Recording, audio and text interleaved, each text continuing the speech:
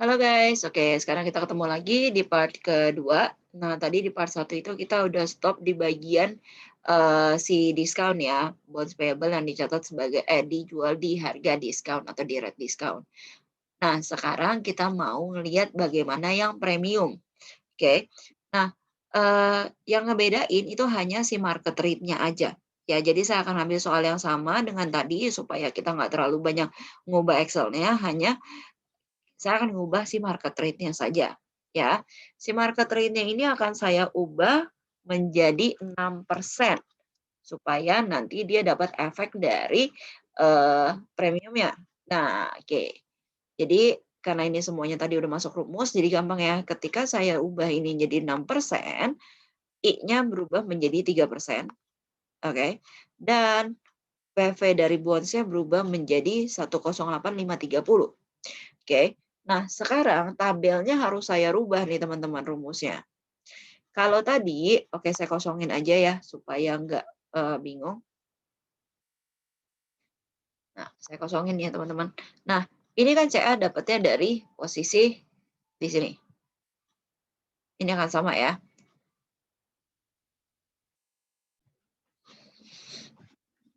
Jadi, nah di sini interest expense-nya kita hitung, salah.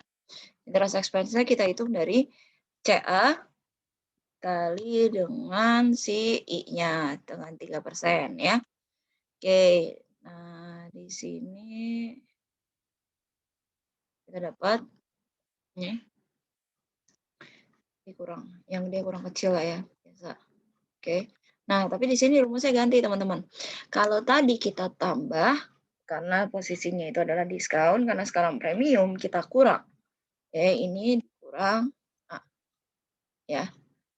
Ops, bentar. Sepertinya ada hasilnya nggak ini ya. Sebentar ya teman-teman. Wah ya iyalah ya, saya ngawur ini. Ini kan belum di drag ke bawah. Ops, ini nggak kekunci. Ya udah, ini yang saya ganti rumusnya dikit. Ya. Saya ganti, jangan sampai situ, tapi saya tulis 3%. Oke, saya drag ke bawah. Pantesan saja. Nggak ke ini, tapi tetap enggak nih. Sebentar, saya cek lagi ya teman-teman ya. Maaf teman-teman, ternyata tadi saya baru ganti di sini, tapi yang bawahnya belum ganti. Jadi yang bawah masih bertambah. Oke, so ini ya yang teman-teman yang benarnya. Jadi di sini kita minus, ya. So be careful, jangan sampai kayak saya gini ya teman-teman. Oke, nah sekarang untuk di sininya kurang lebih samakan ya. Nah, yang beda itu adalah si bonds payable yang ada di pembayaran interest. Oke.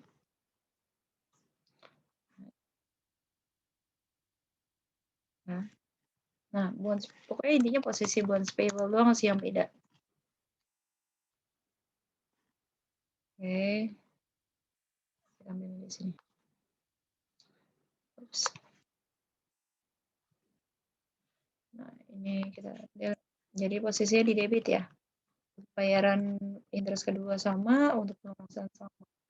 Nah, jadi itu adalah yang premium, teman-teman. Oke, saya harap sih nggak terlalu bingung ya, karena ini kayaknya masih gampang nih. Nah, sekarang kita bakal berpindah untuk masalah bond sih saya rasa udah selesai. Yang paling perlu kalian perhatikan pertama itu adalah masalah I-nya, oke, masalah N-nya, habis itu masalah accrued-nya, accrued interest. Ya. Oke, mungkin karena bagian untuk yang premium ini masih agak panjang nih, masih sedikit banget nih kayaknya videonya. Jadi kita bakal coba nyelesain.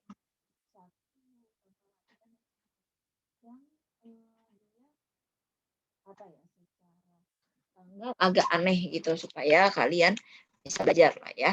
Oke, saya ambil exercise dari buku dulu ya teman-teman ya. Nah, teman-teman, saya kasih sedikit latihan ya, sedikit latihan, tapi sepertinya ini adalah untuk yang diskon kayaknya nih. Nah, tapi nanti kita rubah menjadi yang premium juga. Nah, sama kan itu. Soalnya hanya bedanya di market rate aja. Nanti kita mainin di market rate ya. Nah, latihan ini saya ambil dari buku Problem 14.8 halaman 1437. Oke, kita ambil informasinya. Tapi di situ ada 2 bonds ya. Jadi dia ada 2 bonds yang independen. Ya, saya akan mengerjakan hanya yang bonds pertama doang, yang Stanford CO ya.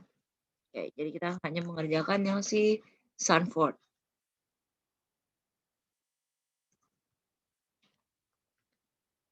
Oke. Nah, yang Stanford ini dia menerbitkan bonds, kita tulis sebagai prinsipalnya itu adalah sebesar 500.000.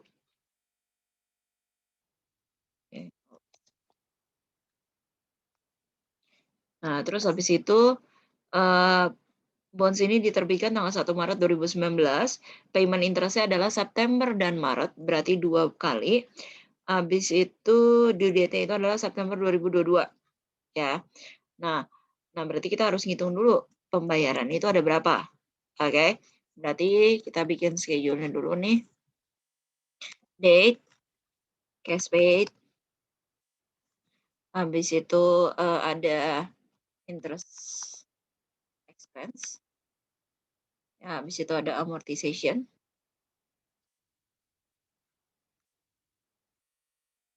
ada CA. Oke. Nah, kita hitung dulu nih, dia bakal bayar berapa kali sih gitu ya. Nah, dia diterbitkan tanggal 1 Maret 2019. Oke. Dan tiap 1 September, 1 Maret dia akan dibayar. 2019 dia bayar. Oke. Saya langsung bikin aja ya. Nah, kenapa kita nggak bisa pakai kayak tadi sih cara ngitungnya misalnya dari tahun, misalnya 2019 sampai 2022 misalnya. Kenapa kita nggak bisa kayak gitu? Karena tanggal penerbitan dengan tanggal selesai itu beda. Karena di sini kan tanggal terbitnya adalah 1 Maret, sedangkan dia selesai di 1 September, sehingga kita nggak bisa ngitung kayak gitu. Oke. Nah, terus habis itu teman-teman, kita harus ngitungnya interest itu adalah dari ini yang pertama. Jadi ini periode penerbitan itu adalah 0. Kita nggak bayar interest. Oke, jadi ada 2, 3, 4, 5, 6, 7 ya. Jadi untuk pembayaran interest-nya ada 7 kali. Karena dia tiap tanggal 1 September, oke. Jadi di sini N-nya N-nya 7, oke. Ini interest.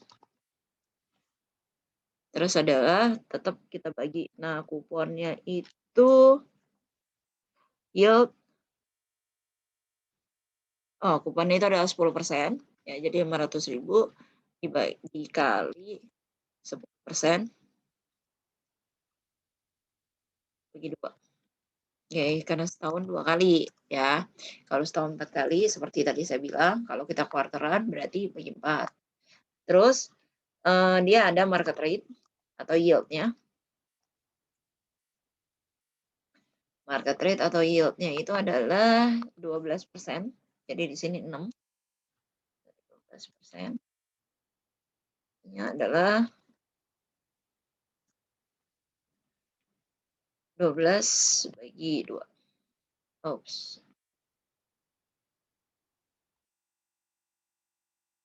Ini bagi oke, 6%.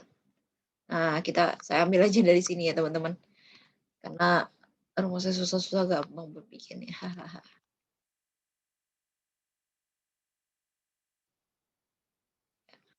Tinggal saya edit dikit ya. Oke, kita ngitung PV-nya. PV-nya itu adalah dari 500.000 dikali PV single, PV interest. Nah, teman-teman yang bedain apa sih? Yang tadi saya bilang harus kita coba yang ini. Yang ngebedain itu adalah si jurnalnya, jurnal accrued-nya ya. Oke, jadi PV bonds payable.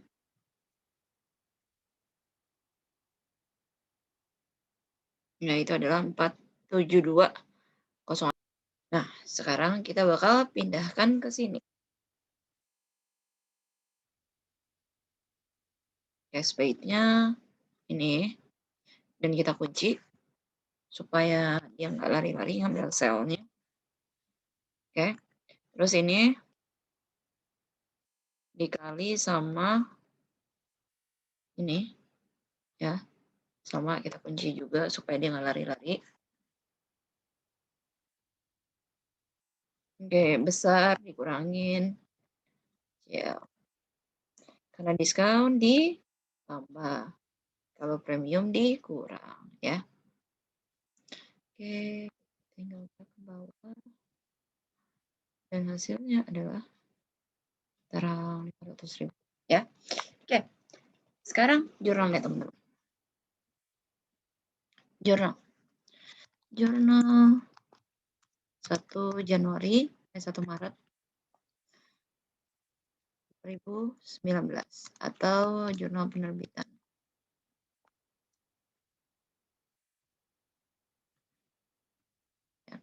Nah, jurnal penerbitan kurang lebih sama, kita akan ada cash, akan ada bonds payable.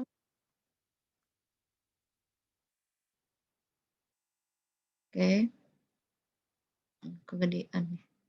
Nah, sebentar. Ya. Nah, di sini kita ambil nilai CA-nya. Oke. Terus 1 September seperti biasa. Jurnal bayaran interest 1 September 2019. Ya. Ini seperti biasa kita akan ada interest expense. Ya, interest expense kita ambil dari interest expense. Terus akan ada bonus karena ini kondisinya adalah diskon, berarti kita tambahin. Terus payable-nya sekian dari amortization. Terus akan ada cash. Oke, cash-nya itu adalah sebesar 25.000. Ya. Oke. Oke, sekarang jurnal untuk tanggal 31 Desember 2019. Nah, ini teman-teman yang saya agak sedikit highlight ya teman-teman. Gini, kita kan September. Habis itu mau ke Maret. Padahal kita melewati Desember. Jadi Desember kita harus tetap menghitung accrual ya. Accrual di 31 Desember. Caranya adalah interest expense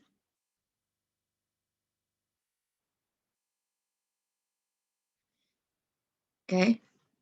Kita nggak akan bayar cash, jadi akan ada bonds payable.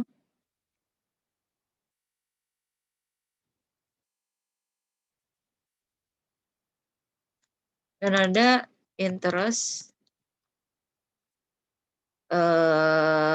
payable ya. Nah, ini cara ngitungnya gimana? Cara ngitungnya gini. Kamu ngambil yang namanya interest expense pasti kan dari CA. Ya. Jadi dari CA 1 Maret, oke. Oh, sorry, kita nggak usah ngitung dari sini lagi. Nah, kita ngeliatnya dari sini aja. Cash-nya itu adalah 25.000 kan. Kita ngambil link yang 1 Maret ya. Tapi kita breakdown karena 1 Maret ini adalah untuk 6 bulan sebenarnya dari September 6 bulan ke 1 Maret. Nah, tapi kan kita berhenti di 31. Nah, berarti si 25.000 ini akan kita kali sama 4/6. Kenapa 4/6? Karena September, Oktober, November, Desember. Oke, jadi 4/6 ya. Nah, terus kita punya bonds payable yang udah kita hitung juga amortization-nya ya. Kita udah ngitung amortization-nya dikali sama 4/6 juga. Oke. Nah, kamu ambil dari yang row-nya Maret ya. Nah, terus di sini supaya gampang kita tinggal jumlahin aja. Oke, jadi sekian. Nah, untuk di tanggal 1 Januari tidak ada jurnal, teman-teman. Ya, tidak ada jurnal untuk 1 Januari, yang ada jurnal itu adalah di tanggal 1 Maret. Ya, 1 Maret 2020. Nah, ini juga harus kalian perhatikan untuk yang di sini ya. 1 Maret berarti dia akan tetap ada interest expense. Interest expense-nya dari mana? Ini, sorry, bukan, ambilnya dari sini. Ini dikurang sama ini. Oke. Terus habis itu kita akan ada bonds payable lagi. Kenapa bonds payable-nya muncul lagi? Karena tadi belum selesai kita tambahin. Ya, harusnya kita menambah 3.325, 3.525, tapi kita baru hanya menambahkan 2.350. Jadi kita tambahin lagi. Ini. Oke. Nah, terus kita akan ada cash sebesar selisihnya 25 dikurang ini. Oke. Nah, terus kita baru bayarkan untuk yang jurnal accrued ini. Ya, baru akan ada interest payable pada cash sebesar besar ini.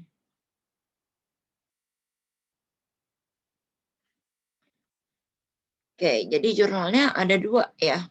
Mau dicari 1 pun nggak masalah sih sebenarnya, cuma saya lebih untuk nge-breakdown ya. Kalian ada tambahan interest expense untuk tahun 2020 adalah untuk 2 bulan. Ya, 2 bulan, kan tadi 4/6. Nah, sekarang 2/6. Oke. Nah, terus ini tetap kita bayarkan. Ya, kalau kalian mau bikin 1 nih ya, ini kalau dipisah ya, kalau dibikin 1 jadi kayak gini teman-teman.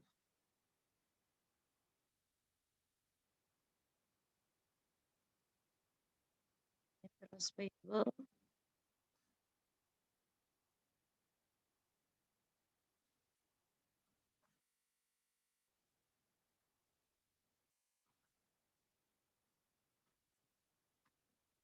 pada cash.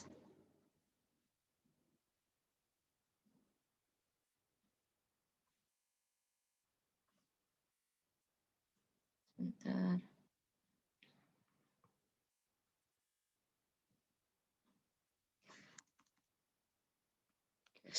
Cash-nya 25. Oke, terus kita ambil dari sini. Nah, ini kalau digabung jadi begini jurnal teman-teman. Ya. Jadi saya hanya mau menunjukkan posisi tanggal 31 Desembernya itu beda. Oke. Beda bukan kayak tadi. Kalau tadi kan tinggal ngambil aja row bawahnya. Nah, kalau sekarang harus kita breakdown lagi. Karena yang menjadi expense tahun 2019 itu adalah 4 bulannya. Jeda di antara September sampai dengan Desember. Padahal nanti bayarnya bukan di tanggal 1 Januari. Kalau tinggal 1 Januari kita tinggal balik. Kita bayar 2 bulan setelahnya. Jadi begini jurnalnya. Oke. Nah, untuk yang untuk yang premium akan beda hanya di sini. Buat saya jadi ke kredit, jadi ke debit. Itu aja teman-teman. Nah, untuk sistem accrual dan lain sebagainya sepertinya sudah ya. Bonds juga sudah selesai. Nah, nanti kita akan lanjut di bagian notes payable. So, see you next part teman-teman. Bye-bye.